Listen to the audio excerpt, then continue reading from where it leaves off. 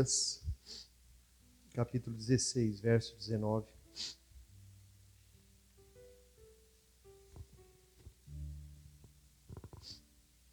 Ora, havia certo homem rico que se vestia de púrpura e de linho finíssimo e que todos os dias se regalava esplendidamente.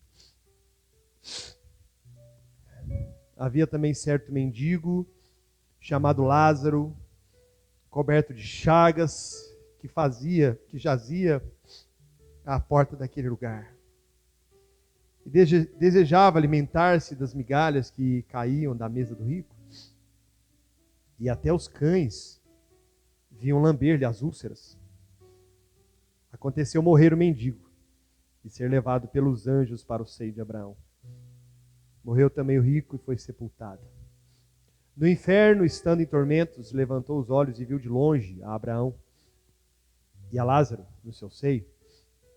Então, clamando, disse: Pai Abraão, tem misericórdia de mim e manda a Lázaro que molhe em água a ponta do dedo e me refresque a língua, porque estou atormentado nessa chama. Diz, porém, Abraão: Filho, lembra-te de que recebeste os teus bens em vida, e Lázaro igualmente males. Agora, porém, aqui ele está consolado, tu em tormentos. E além de tudo, está posto um grande abismo entre nós e vós, de sorte que os que querem passar daqui para vós, outros não podem, nem os de lá passar para nós. Então replicou: Pai, eu te imploro que mandes à minha casa paterna, porque tenho 5 irmãos, para que lhes dê testemunho, a fim de não virem também para este lugar de tormento. Respondeu Abraão: Eles têm Moisés e os profetas, ouçam-nos. Mas ele insistiu: Não, pai Abraão, se alguém dentre os mortos for ter com eles, arrepender-se-ão. Abraão, porém, lhes respondeu: Se não ouvem a Moisés e os profetas, tampouco se deixarão persuadir ainda que ressuscitasse alguém dentre os mortos. Feche seus olhos, mantenha sua Bíblia aberta.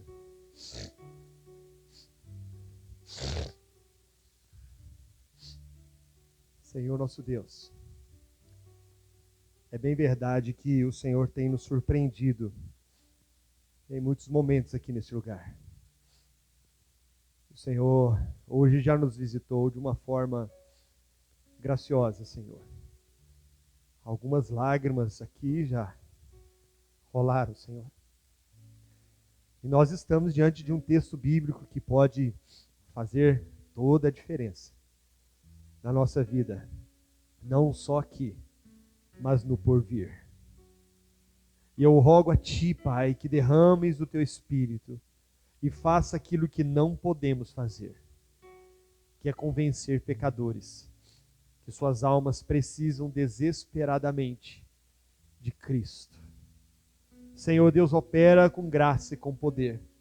Conceda a mim, Senhor, condições de falar desse assunto, de expor as Escrituras, e quando assim o fizer, por Tua graça, Senhor, salva pecadores nesse lugar.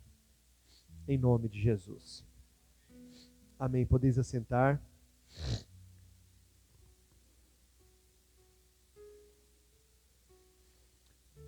Irmãos, hoje o que nós vamos falar aqui talvez não seja muito palatável, talvez não seja muito desejável. O que eu vou dizer hoje, muitas igrejas deixaram de dizer, muitas igrejas deixaram de pregar, muitos pastores preferiram pular, porque esse assunto não é popular, esse assunto não enche igrejas, esse assunto não arranca aplausos. Essa passagem, irmãos, ela fala de algo notável. E se há uma coisa que essa passagem é fácil de entender. Se tem uma coisa que essa passagem é clara. Se tem uma coisa que essa passagem é algo tão simples que mesmo uma pessoa indouta, uma pessoa sem muitos estudos, uma pessoa sem um intelecto muito elevado, é capaz de entender facilmente. Você, irmão, você que está aqui, você que nos visita, você pode até desprezar essa passagem. Você pode até falar assim, não concordo com nada disso. Você pode até falar assim, olha, isso aí é figurado, isso aí nem é literal. Você pode falar o que você quiser. Uma coisa que você não pode falar é que ela não é clara. Ela é extremamente clara. A simples leitura da palavra já causa um temor em nós. Há muitas especulações, queridos irmãos, sobre após a morte. O que acontece quando morremos? Para onde vamos? Vamos para o céu? Vamos para o inferno? Vamos para o purgatório? Ou então dormimos e esperamos um determinado dia? Esperaremos então, aqueles que são salvos vão esperar a volta de Jesus? O céu já foi inaugurado? O inferno já foi inaugurado? É possível o morto voltar e falar com os vivos? Essa mensagem esclarece tudo isso de uma maneira muito clara. E nós vamos estudá-la. Por isso eu peço que vocês mantenham suas Bíblias abertas em Lucas capítulo 16. O primeiro ponto é que essa parábola se divide em 2 atos. O primeiro ato é aquém da sepultura, a nossa vida aqui. E o segundo ato é após a sepultura. Essa parábola se divide em 2 partes. A nossa vida aqui e a nossa vida após a morte. E há 3 contrastes importantes nessa passagem. O primeiro contraste é o contraste nessa vida aqui, porque a Bíblia fala de 2 homens. O segundo contraste é na morte, como é a morte desses 2 homens. E o terceiro contraste é para onde cada um desses 2 homens vão. São 3 contrastes que nós vamos analisar aqui. No primeiro ato, que é o aquém da sepultura, ou antes da morte, nós vemos, confiram comigo aí no versículo 19. Ora, havia certo homem rico, que se vestia de púrpura e linho finíssimo, e que todos os dias se regalava esplendidamente. A Bíblia fala de um homem rico, ela não fala o nome dele. O Senhor Jesus conta essa parábola e fala, havia um homem rico, e ele se vestia de púrpura. Púrpura era uma veste que somente os imperadores, os reis e os senadores tinham dinheiro para possuir. Tamanho valor essas vestes tinham. Ela era tingida, irmãos, por um molusco que só se encontrava nas profundezas do mar, do oceano. Então por isso ela era tão rica, por isso ela era tão cara, tão preciosa. E a Bíblia faz questão de dizer, Jesus faz questão de dizer, que esse homem se vestia de púrpura e de vestes, vejam comigo, confiram comigo, linho finíssimo. E tem um detalhe, irmãos, ele não se vestia de linho finíssimo e de veste púrpura quando ele ia nas festas, ou quando ele ia numa ocasião especial, não. A Bíblia faz questão de dizer que ele todos os dias se regalava esplendidamente. Esse homem era um homem que tinha muitas posses, muito dinheiro, muitas riquezas. E ele vivia a sua vida esplendidamente, diariamente.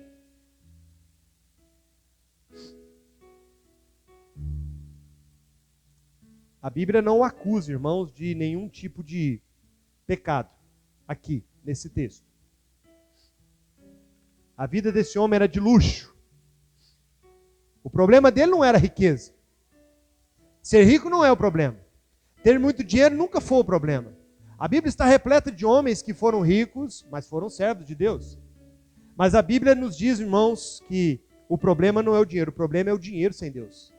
O problema é o dinheiro ser o nosso Deus. O problema é o dinheiro ser a coisa principal na nossa vida. Porque, na verdade, quando Jesus fala dessa parábola, ele está falando justamente disso. Esse era o assunto. Ele estava falando com os fariseus. Mas um dia a morte veio repentinamente para ele. E a Bíblia diz que esse homem teve o seu funeral. Mas vejam comigo, irmãos, no versículo 20. Havia também certo mendigo, chamado Lázaro, coberto de chagas, que jazia à porta daquele, e desejava alimentar-se das migalhas que caíam da mesa do rico. E até os cães vinham lamber-se-lhes as úlceras. Os irmãos percebem a diferença? Aqui a Bíblia fala do Lázaro, coberto de chagas. Não tinha o que comer, era um mendigo. Ele era um homem mendigo. E assim viveu. E a Bíblia fala que ele estava coberto de lepra. E a Bíblia fala que os cães lambiam a sua lepra. E ele vivia à porta do homem rico, procurando se pudesse comer alguma migalha que caísse daquele homem rico. Esse homem também morreu. E a Bíblia não fala que ele foi sepultado. O segundo ato, meus irmãos, dessa passagem é além da sepultura. O que acontece? O que aconteceu além da sepultura? Vamos, confiram comigo, irmãos, no versículo 22, a vida de Lázaro. Aconteceu morrer o mendigo e ser levado pelos anjos para o seio de Abraão. Morreu também o rico e foi sepultado. Primeiro ponto aqui, meus irmãos, que o mendigo morreu e foi levado pelos anjos para o seio de Abraão. Houve todo um cortejo fúnebre. Houve toda uma movimentação especial. Não foi levado o corpo, foi levada a alma. E aqui nesse ponto, irmãos, eu preciso parar e dizer algo importante. Porque muitos não se preocupam com a sua alma.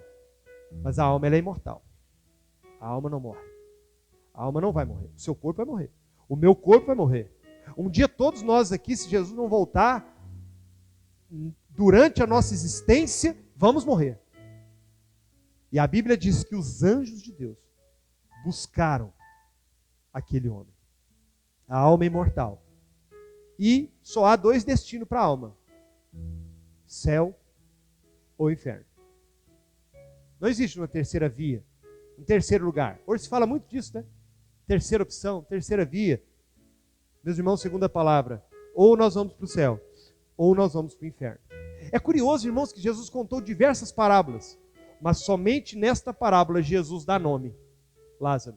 Lázaro quer dizer Deus é o meu auxílio, Deus é o meu socorro. Isso que quer dizer Lázaro. Quando o Senhor Jesus conta essa parábola, meus irmãos, ele conta, e quando ele faz questão, ele podia muito bem ter falado assim, olha, e havia um rico e um mendigo, mas ele quis falar o nome.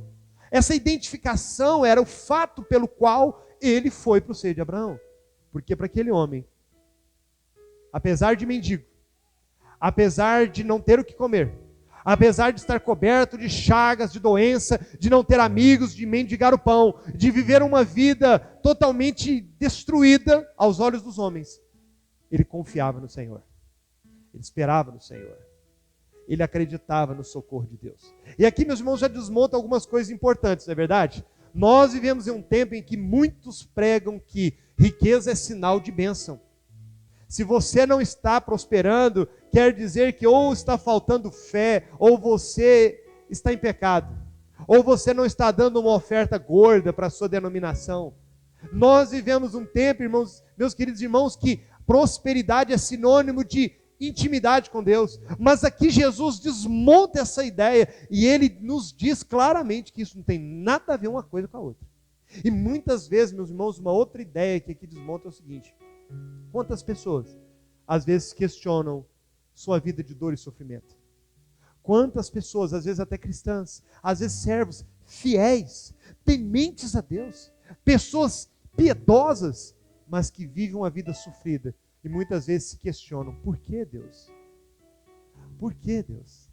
É curioso, meus irmãos, que a palavra tem uns salmos que se destina totalmente a isso. O salmista, ele olha para a prosperidade do ímpio, ele olha para a prosperidade daqueles que fazem a maldade, e ele começa a se perguntar: Senhor, por quê? Por quê? Por que o ímpio prospera? Por que tudo dá certo para o ímpio? Por que o ímpio troca de carro? Por que o ímpio tem casa própria? Por que o ímpio viaja para Paris? E eu, Senhor, eu não prospero, eu não cresço. Esse texto, meus irmãos, ele nos desarma. Embora a situação deste homem fosse a pior possível, isso nada tem a ver com salvação. Não tem nada a ver com salvação.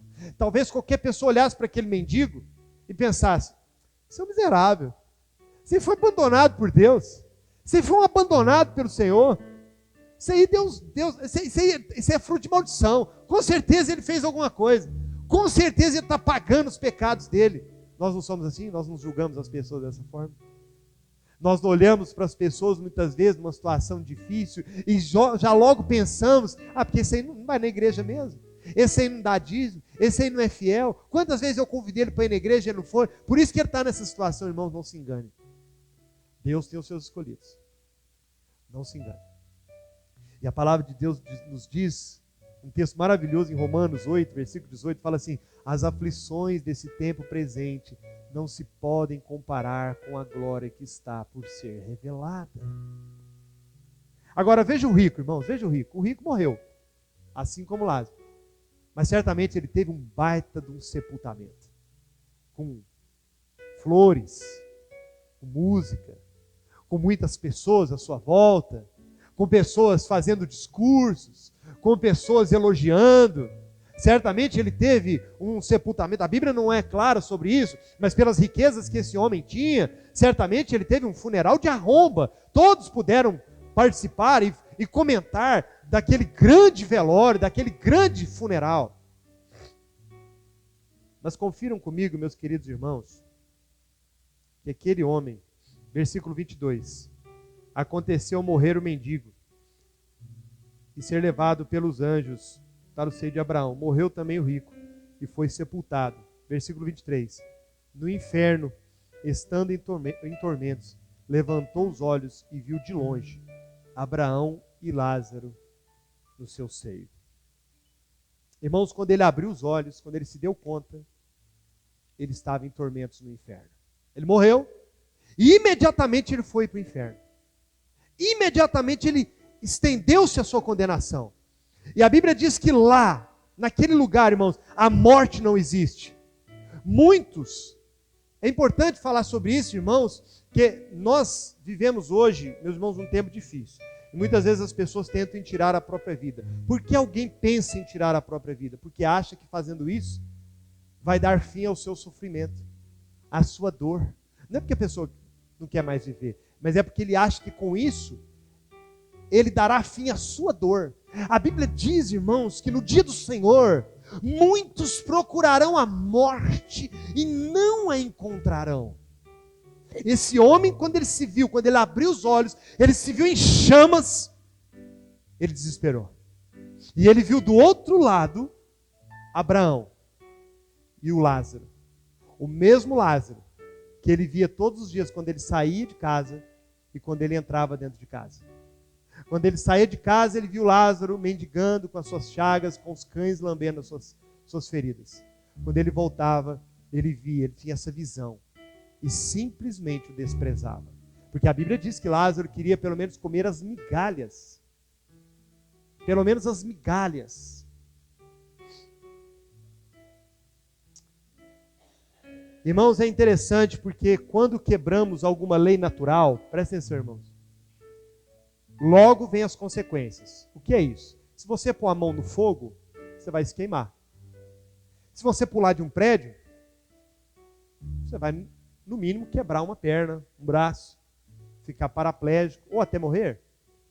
Se você tomar veneno, seu corpo vai sentir e você pode até virar óbito. Mas tem um detalhe, quando quebramos as leis de Deus, nem sempre o juízo vem imediatamente.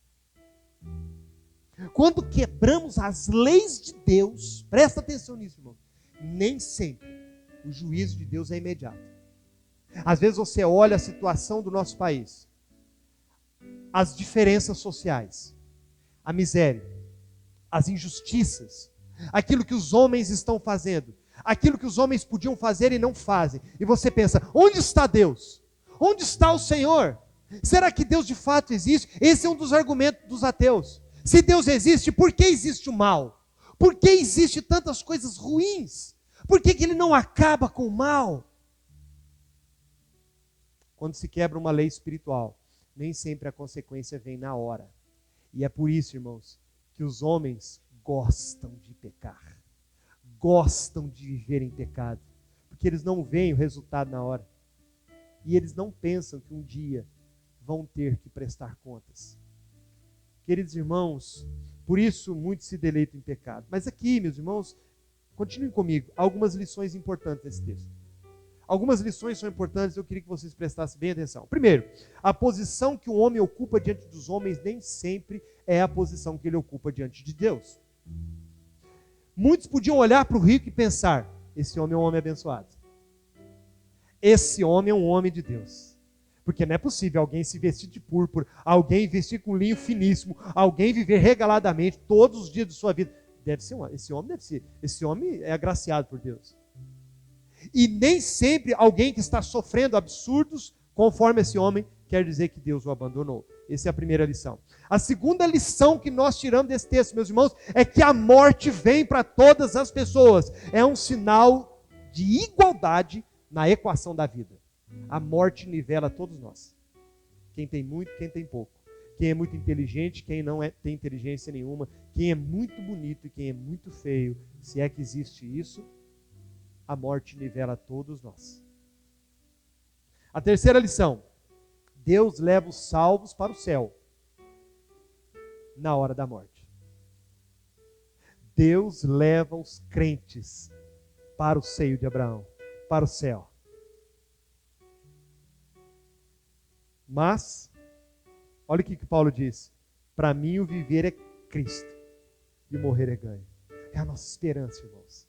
É a nossa esperança. A nossa esperança não está aqui. A nossa esperança não está na política, não está na ciência, não está nos homens. A nossa esperança é Cristo. Quarto ensinamento.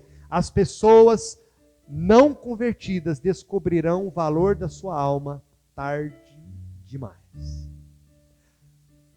As pessoas que não aceitaram a Jesus Cristo, que não creram no Evangelho, descobrirão o valor de suas almas tarde demais. Aquele homem rico, quando ele abriu os olhos, quando ele se deu conta, ele estava em chamas. Quinto, os milagres não ajudam pessoas que desobedecem a Deus. Aquele homem clamou, Senhor, ressuscita o Lázaro e fala para ir lá falar com a minha família. E Abraão disse, não, isso não seria possível. Se eles não creem na palavra, eles não vão crer. Milagres não convertem ninguém. Isso é interessante porque a Bíblia fala de um outro Lázaro, que ressuscitou. Jesus o ressuscitou, mas a Bíblia diz que muitos fariseus procuravam matá-lo. Se ressuscitar um morto convertesse alguém, esses homens seriam convertidos a Deus e não foram. Olha que interessante, irmãos. Esse texto revela que não há comunicação entre mortos e vivos. Ah, mas eu conheço fulano de... Irmãos, esse texto, ele é para fechar a conversa. Não existe mortos voltando e se comunicando com vivos. Esse texto é para anular tudo isso. Qualquer um que se passe por alguém que já morreu, não é outro senão o diabo, o inimigo das nossas almas. Ele é um enganador, ele é o pai da mentira. Esse texto deixa claro, Abraão não permite que isso aconteça. Ele fala, ele responde claramente que isso não seria possível. Muitos irmãos dizem que o inferno é aqui. Alguém já escutou isso? Alguns dizem assim, não, esse negócio de inferno não existe não. Inferno é aqui. Esse texto deixa isso bem claro. Aqui não é inferno. Irmãos, vamos parar para pensar que se o inferno fosse aqui, seria muito injusto. Se o inferno fosse aqui, seria muito injusto, né? Tem muita desigualdade, né? Tem muita gente fazendo coisa ruim e vivendo muito bem. Sim ou não? Tem muita gente deitando e rolando no pecado e fazendo maldades e vivendo muito bem. Irmãos, a justiça de Deus demanda o inferno. O inferno, meus irmãos, é um ato da graça e da misericórdia de Deus. O inferno, meus irmãos, ele existe porque a justiça de Deus demanda que ele exista. Ele não é uma questão de opção. Às vezes as pessoas argumentam assim, mas Deus é amor. Meus irmãos, mas é exatamente por isso. Exatamente porque ele é perdoador, misericordioso, que o inferno existe. A palavra vai mais longe falando sobre isso. O inferno, irmãos, existe por causa da justiça de Deus. Agora, como que o inferno é? Vamos ver como que o inferno é. Meus irmãos, o inferno, ele é... Deus é a fonte da vida. Amém, irmãos? Deus é a fonte da alegria, da paz, da felicidade. O inferno é o oposto disso. É a ausência de Deus. É o abandono de Deus. É o desprezo de Deus. O inferno, meus irmãos, nada mais é do que exatamente a resposta a tudo aquilo que nós, em vida aqui, fizemos diante de Deus. Exatamente isso. Isaías 57, 21 diz que não há paz para os ímpios. Em Daniel 12, 2, serão despertados para horror e vergonha eterna. Em Marcos 9, 48 diz que lá no inferno o bicho não dorme, o fogo nunca se apaga. Em Mateus 13, 42 diz que ali haverá choro e ranger de dentes. Em Mateus 22, 13 serão lançados nas trevas exteriores. E Lucas 16, 23, 24 diz que serão atormentados em chamas. O inferno, meus irmãos, em Apocalipse 14, 11 diz que a fumaça do seu tormento sobe pelos séculos dos séculos. Ou seja, o inferno é eterno. O inferno é eterno. Vamos ver, irmãos, aqui no texto, abram comigo, versículo 23. No inferno, estando em tormentos, levantou os olhos e viu de longe Abraão e Lázaro no seu seio. Primeira coisa, lugar de tormento, é literal. Alguém pode falar assim, não, mas eu acho que isso aí não é literal não, Paulinho. Você vai arriscar? Você vai arriscar? Eu não vou. Eu não vou. Eu acho que o Senhor Jesus, se fosse uma figura de linguagem, eu acho que ele ia, em algum momento, ele ia ratificar, ele ia falar, olha, aquilo que eu falei lá atrás, né? Não é bem aquilo não. Mas ele não fez isso. Ele não fez isso. Então o inferno é literal, irmãos. É exatamente o que Jesus descreveu aqui nessa parábola. Outra coisa interessante do inferno, irmãos. No inferno, ele podia ver sem usufruir.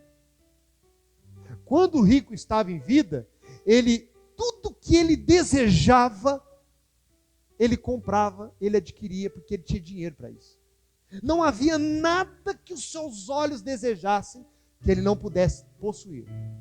Mas no inferno, ele olhava o Lázaro no seio de Abraão e não podia ter. Que inversão, hein? Que inversão. Ele clamava e não podia ser atendido. Quando ele estava em vida, certamente o Lázaro lhe pediu muitas vezes um pão, uma ajuda, um socorro. Ele nunca deu. Ele nunca atendeu. E no inferno, a primeira coisa que ele faz é, Abraão, pede a Lázaro que molhe a ponta do dedo na minha língua para que me refresque. Os irmãos sabem, imagine alguém em chamas. O que é uma ponta, uma gota para alguém que está em chamas? Nada, né? Sabe o que Jesus quer dizer? Nem o mínimo de alívio haverá no inferno. Nem o mínimo, nem a gota, por um instante. É um lugar onde as orações não são mais ouvidas. É um lugar onde o clamor não é mais ouvido. É um lugar que você pode gritar e gritar e gritar, que não haverá salvação, não haverá resposta. É um lugar que não há porta de saída. Não existe caminho, não existe, ainda que estreito, para que você saia. É isso, meus irmãos, que está dizendo. Nem um mínimo de consolo, nem um mínimo de esperança, nem um mínimo. Versículo 24. Vejam comigo, irmãos. Então, clamando, disse, Pai Abraão, tem misericórdia de mim, manda Lázaro que molhe em água a ponta do meu dedo e refresque a língua, porque estou atormentado nessa chama. Não há mais oportunidades. As oportunidades se esgotaram, se acabaram. Você teve uma vida inteira. Quantas vezes alguém chegou para você e falou de Cristo? Quantas vezes alguém te fez um convite? Quantas vezes você ligou um rádio, você ligou uma televisão? Alguém estava lendo um texto? Quantas vezes você entrou no YouTube? Uma pregação te chamou a atenção, mas você ignorou? Quantas vezes alguém insistiu com você? Mas agora não tem mais oportunidades. Elas se esgotaram. As portas fecharam. Versículo 26. E além de tudo, está posto um grande abismo entre nós e vós, de sorte que os que querem passar daqui para vós outros não podem, nem os de lá passar para nós. Irmãos, o inferno é a prisão perpétua de Deus. Há um abismo. Há um abismo de separação. A Bíblia não fala que Lázaro, no seio de Abraão, podia ver o rico. Ele estava sendo consolado no seio de Abraão. Mas o rico olhava Lázaro. Ele podia ver. E essa talvez fosse a maior dor dele. Talvez não fosse as chamas. Talvez não fosse o calor ardente. Talvez não fosse somente o estar sozinho ou não ser ouvido, mas olhar e ver que ele desperdiçou uma vida inteira consigo mesmo. Um egoísta. Um homem que vivia ao seu bel prazer. Um homem que andava segundo a sua vontade, em desprezo e detrimento ao sofrimento dos outros. Um homem que não levava Deus em conta. Um homem que Deus era o seu dinheiro, o trabalho era o seu dinheiro, a sua fortuna era o seu dinheiro, a sua carreira era o seu dinheiro, as suas vestes regaladas, a sua conta bancária. Ele esbanjava, ele esnobava isso. E quantos estão vivendo dessa forma? Como se Deus não existisse, como se não levando Deus em conta. Confiram comigo aí, versículo 27. Então replicou: Pai, eu te imploro que o mandes à minha casa paterna. Ele nunca pensou na família. Ele nunca pensou. Mas agora no inferno ele está preocupado. Porque ele sabe que se alguma coisa precisa ser feita, para que eles também não venham.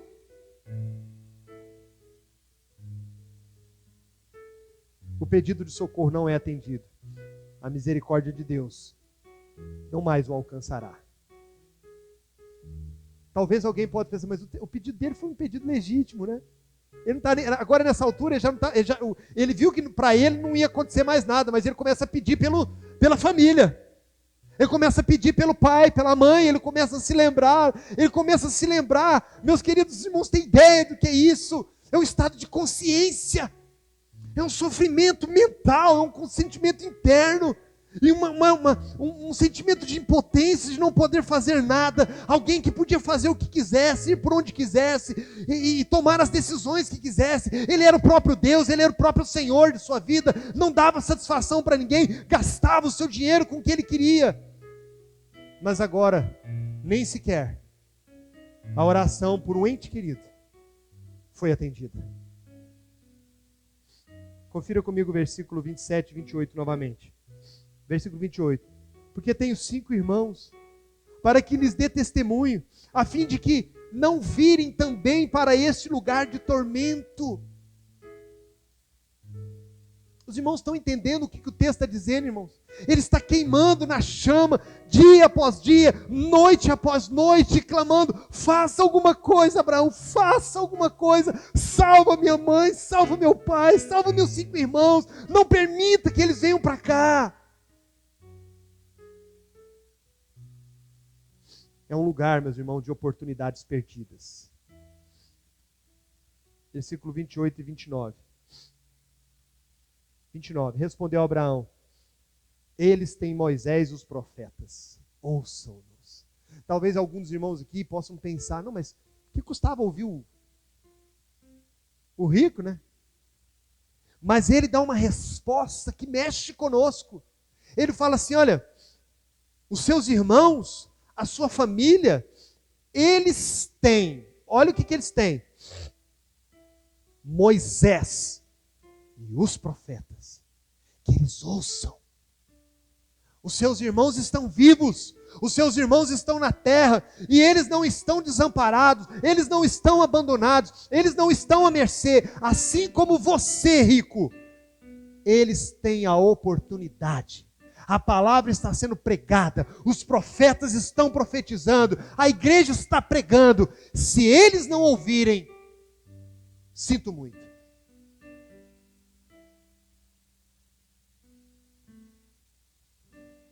Lugar em que não há mais chance de ajudar ninguém. Não há mais chance de ajudar a família. Ai, irmãos. Tem tantas reflexões que nós vamos fazer aqui, não é, irmãos? Nós vivemos em um tempo que a gente não tem mais tempo, não é? As pessoas às vezes estão sofrendo do nosso lado.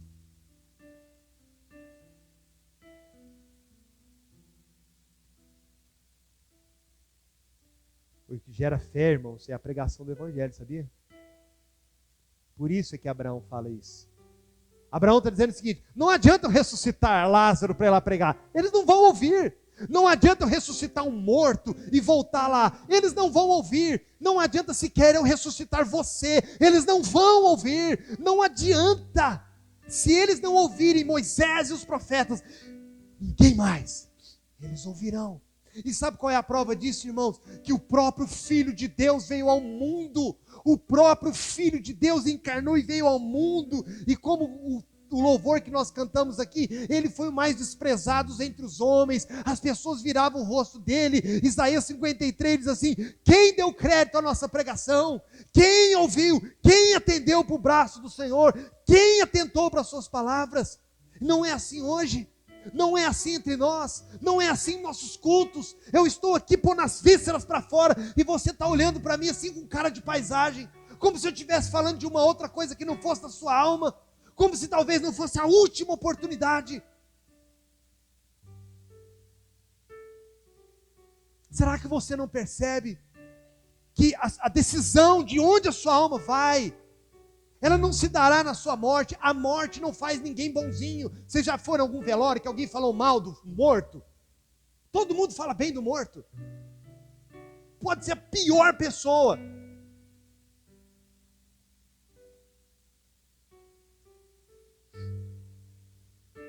Quanto tempo o inferno vai durar?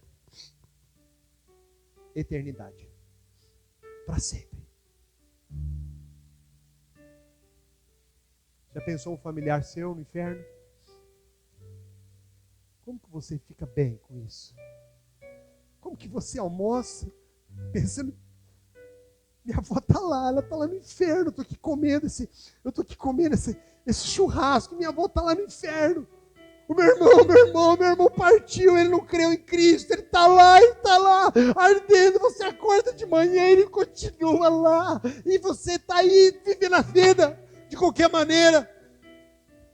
Será possível? Será possível que você vai continuar vivendo essa vida medíocre de culto de domingo? Que você não vai chorar lágrimas e lágrimas depois de uma mensagem dessa? Senhor, me perdoa os meus pecados, minha vida vazia, minha vida moribunda, uma vida sem expressão, uma vida que não abençoa ninguém, uma vida que não ajuda ninguém, uma vida que não olha para o pobre, para o necessitado, uma vida que eu vivo só para mim, é para mim, é para mim, é para mim. Você só quer para você. Meus irmãos, é impossível um cristão de verdade olhar as atrocidades que o mundo está vivendo e não chorar, e não se quebrantar, e não se comover. Crianças estão sendo jogadas em latas de lixo. Nós vivemos um mundo, irmãos, de desigualdades, de diferenças. E a Bíblia diz: como crerão se não há quem pregue? Como? Como crerão? E nós queremos ser uma igreja, nós queremos ser... Para quê?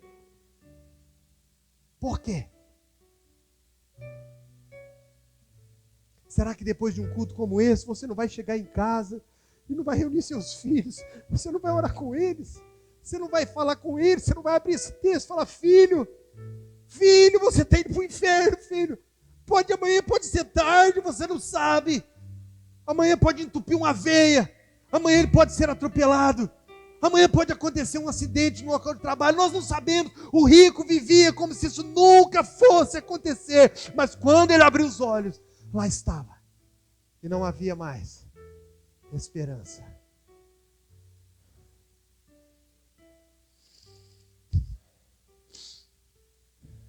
Mas sabe qual que é a boa notícia?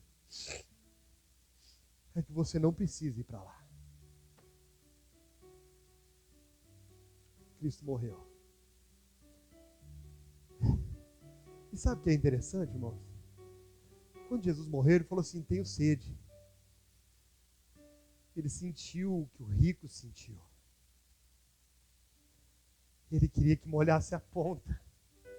a língua dele. Ele foi ao inferno, justamente para pagar a dívida. Justamente para que você não precise ir para o inferno. Quando as pessoas dizem que Jesus foi ao inferno, o inferno ele foi na cruz mesmo.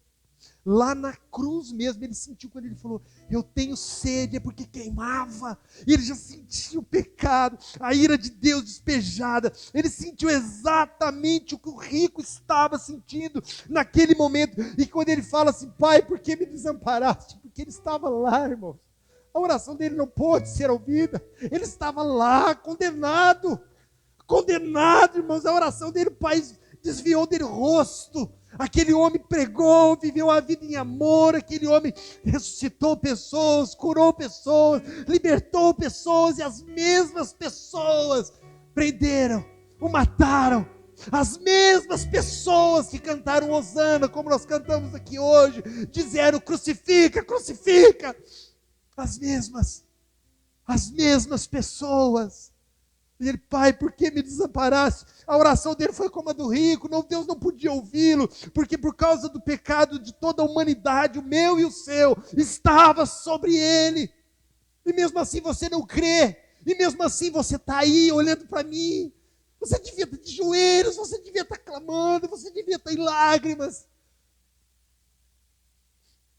O que mais que eu poderia dizer para vocês? O que mais eu podia abrir a Bíblia? Quantas vezes eu orei, meus irmãos, para trazer essa mensagem, para dizer para você, irmão, não vá para o inferno. Talvez você possa argumentar comigo, falar, Paulinho, mas eu tenho 20 anos de igreja, eu não estou te perguntando se você tem 20 anos de igreja. A questão é, você está salvo? Se você morrer hoje, para onde você vai?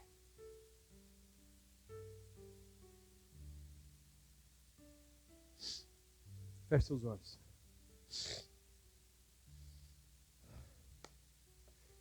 Ora o Senhor agora. Feche seus olhos, irmão. Esse momento é um momento importantíssimo. Você precisa pensar sobre isso agora. Não dá para ser depois. Não dá. Você adiou por tempo demais. Já passou tempo demais. E agora? Fala com Deus agora, irmão. Se arrependa. Se arrependa dessa vida que você leva.